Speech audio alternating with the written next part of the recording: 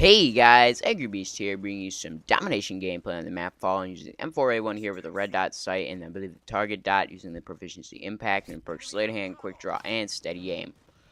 The M4A1 is an interesting weapon. It does 42 to 20 damage with 1.4x headshot multiplier, meaning you can kill in 2 shots up close if one is a headshot, and you're going to kill it 3 shots up close without any headshots, and 4 shots at range without any headshots, and so that makes this gun interesting as far as how you can play it. It has characteristics of both the submachine gun and an assault rifle. It's got medium recoil, I'd say. I mean, its recoil isn't absolutely horrid off the screen, sort of like the Uzi from Modern Warfare 2 was, but it's definitely controllable. It's comparable to probably the TAR-21 recoil in Modern Warfare 2, in my opinion.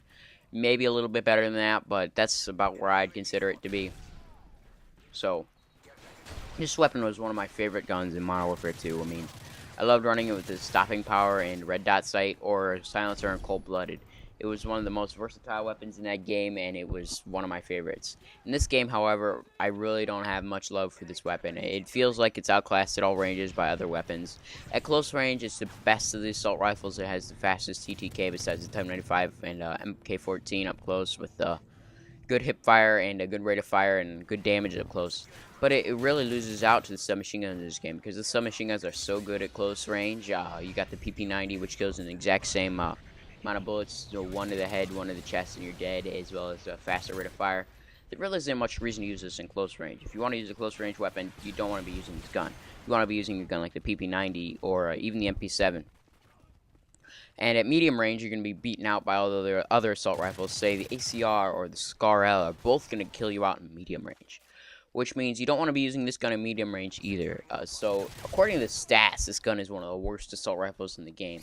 It's one of the fastest killing up close, but the slowest killing at far. So, that doesn't give it much place in this game, honestly, in my opinion.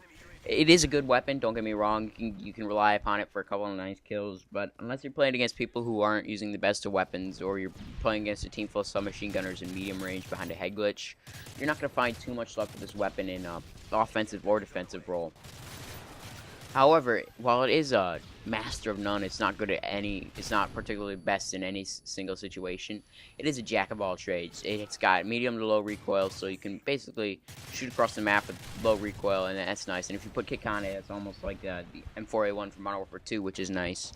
And it can kill pretty reliably across all ranges, which means that while it's not the best in any one situation, it's definitely one of the better in all situations. I can be confident in this weapon that I can pull it out and absolutely tear up people with it because of the fact that it's only got 2 shots to kill up close if one's a headshot, and it's got average recoil, so I can trust it up to medium range. And when you get to long range, you're definitely just going to want to duck away. I mean, if you're up to the point where you're in long range, the snipers are going to beat you out every single time, and even the Type 95 and M16 are going to beat you out. Now, my recommended setup for this would definitely have to be close to the one I'm using right now. I got the sleight of hand, the quick draw, and the steady aim pro on here. There's basically 2 setups I recommend. Number 1 would be with a red dot and kick. That'd be number 1 on my list because the penetration on this weapon is absolutely horrid. This guy, I believe, got the lowest of all the assault rifles because it is a SMG assault rifle hybrid because it's a carbine. You're gonna definitely want to use it with kick and a red dot, or I'd say silencer and maybe silencer and focus with the assassin, but that's not as good as the kick and the red dot in my opinion. I've had more success with kick and red dot than silencer and focus because this gun has such low damage at medium to long range. The silencer is going to take up a lot of that effective range where you're going to get a 2 to 3 hit kill, and it's not going to be the best. I mean, it's going to be tough to get a kill with it, and I get absolutely quick scope there in the back, but whatever. Perks for this gun, steady aim is a good choice if you're not using dead silence and trying to sound horror people. I had music going on in the background in this game, so I wasn't too concerned about the sounds of the game, and so that was my choice there. I mean, you could make a case for using dead silence or maybe even sit rep pro, which is really nice. I don't actually have that unlocked on this Prestige yet. It's a pain in the butt to get after they've patched the trophy system glitch, but whatever. My equipment here is the portable radar and the claymores, and nothing too unusual there. I mean, this is more defensive equipment. I thought I could have more success playing defensive than I did. Didn't really change that up after I was done. I really wish that this gun was more closer to its COD 4 variant, where you could kill pretty reliably across all ranges. A 3 to 4 hit kill with stopping power. which was really nice. It gave an advantage across all ranges, and it had a very nice sound, TTK, and it had low recoil, and that's one of the things it doesn't have in this game. You basically have to burst fire right now.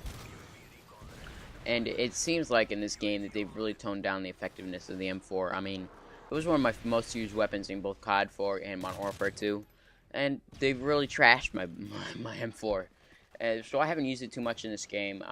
I think I got it up to level 11 or so, which is kind of disappointing to me. I mean, it was such a versatile weapon in Modern Warfare 2. It really isn't the same as it is in this game. I mean, the ability to kill in 3 shots with stopping power was absolutely cool. I could just literally go through people and just constantly be killing them. But when they added TAR 21 recoil to this weapon, it really means that you don't have the advantage at close range as you did, and you don't have the advantage at long range as you did. I mean, you're basically going to just be another assault rifle that's just going to be average across all ranges, which is nice, don't get me wrong. I mean, it's good to have a weapon that you can trust in all situations. But when you can't be confident in one situation and put yourself in one situation that you can be confident that you'll win every time, like say the MP7 or PP90, you can put yourself in close range and you can be confident that you'll win every single gunfight you get in that range. But with this gun, it seems like that's not the case. You put yourself in a situation, and it's a 50-50 chance whether you'll win. I know that's a good sign of weapon balance, but to me, I think every gun should have its little niche on what it's good for, and this gun really doesn't compare to a weapon like the PP90 up close. Even though it does get the 2-shot kill if one shot's a headshot, it doesn't have the same rate of fire as the PP90, so you're not going to get as many kills up close as you would with, say, some machine gun, which is how it should be. I mean, assault rifle shouldn't be all powerful at close range, but where it should be powerful is medium range is where this drops off. This has a low range for an assault rifle, as well as low damage over range, so you're going to be getting a lot of hit markers out to medium range, and it's enough time for people to duck under cover. A gun this feels a lot like to me is the Commando from Black Ops. I don't know what it is, but it just has that feel, that weapon for me. It's got a low TTK in most situations, as well as high recoil, at least average high recoil, but it's good at all range. I mean, you can use the Commando in close quarters, be pretty confident you can kill a person, as well as you can use it at medium to long range, and be pretty confident that you can have at least a chance to kill someone, which is how it should be. I mean, it's a sign of good balance, but to me, I really wish this gun had a one situation where I could be confident in winning every single time. Like with the ACR, I feel myself that I can win every single gunfight at medium range if I use either kick or focus on it. But it doesn't feel like that for this gun. I'm always doubting my ability to win a gunfight. Like right here, I get lucky here. I shoot him through the wall, but usually I would say that this gun has very bad penetration. You're not going to be getting too many wall bangs with it. I mean, you get a couple here, but most of that's just luck with this gun. It's got one of the worst penetration rates of all the assault rifles, which really leaves this gun. I don't know how you should play it effectively. I mean, I've got a couple of setups. Like I said, kick and red dot is pretty effective, and silencer and assassin is pretty effective. But other than that, you know, this gun to me just doesn't feel like it's up to par with what it was. I really wish they would changed it, but there's not much else you can do. But let's talk about this gun and as far as this map and how it works together. This is definitely not the map I'd recommend it on. I'd recommend it on a map like Dome, where you can have a lot of close quarter situations, which is where this gun sort of shines. I mean, it's the best as close quarters assault rifle, but that doesn't mean anything considering some machine guns are so good close quarters in this game.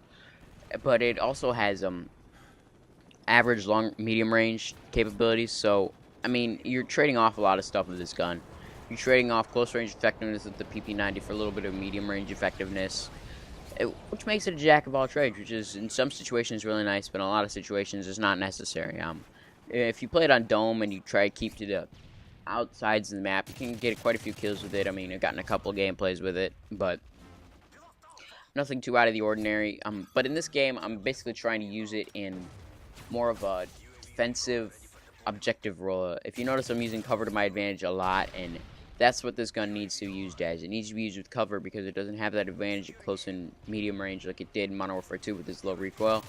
So if you use this at a medium to long range role, it's not going to be as good as it was. If you use it in a close to medium range role, this is where this will shine. If you use it just outside of the range of a submachine gun, you can use it to the point where you can get quite a few kills in that situation, which is what I'm doing here. And if you use a nice head glitch, it's got low enough recoil where you can be confident you can pin down the trigger and kill someone.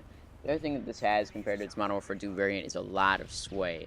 And that's another thing that sets it apart from what it was. I mean, a lot of sway really changes how the gun feels to me. I don't know what it is, but when you got a gun that used to have no sway and you add a lot of sway to it, it makes it less offensive and less powerful in a defensive role, making it more of an aggressive weapon, which is not what I like to do with this weapon. But I digress, and this weapon really should be used in a close quarter situation. That's where it was intended for, even though it doesn't compare to weapons like the PP90. You can be effective at the medium range with it in a lot of situations, and you can use that to your advantage if you take up a position like this where I got a nice head glitch over there past those cars. But this gameplay is winding down a bit. We was pretty close in the beginning, but towards the end we pull away and we get the victory. I like to say that I helped a bit, but I really didn't. I didn't cap too many flags. I put myself into more of a Slayer role. But anyways, guys, nice little gameplay with the M4A1. I hope you guys enjoyed. I am Angry Beast, and I am signing out of here.